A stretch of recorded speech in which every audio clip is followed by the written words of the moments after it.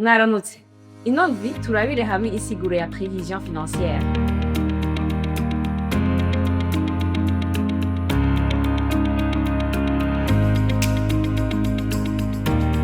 Prévision financière ni ugutunganya imbere y'igihe amafaranga ishirahamwe rishobora kwinjiza, ayo rizokoresha n'ingene ayo mafaranga azoza arinjira canke asohoka. Mu kuyikora bafatira ku vyegeranyo vy'ishirahamwe no ku ntumbero ryihaye. Ivyo bifasha kumenya uko ubutunzi bw'ishirahamwe buzoba bwifashe mu gihe kiri imbere no gufata ingingo zibereye hakiri kare. Nk'akarorero, ishirahamwe dukoreke ryateguye ko mu kwezi kwa Myandagaro rizoronka imiliyoni 10 z'amafaranga y'amarundi avuye mu bidandazwa vyaryo. Ryari ryateguye kandi ko rizokoresha imiliyoni 7 mu kuriha abakozi, kugura ibikoresho no kugura ibindi vyakenewe.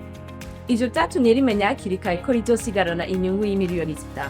Prévision financière irafasha ishirahamwe gutunganya neza ibikorwa vyaryo no kwirinda gukoresha amafaranga atanteguro ihashe. Iratuma kandi amabanki canke abantu bashaka gushiramwo amafaranga mw'ishirahamwe baryizera kuko baba babona rifise uburyo bwiza bwo gutunganya no gukoresha amafaranga yaryo.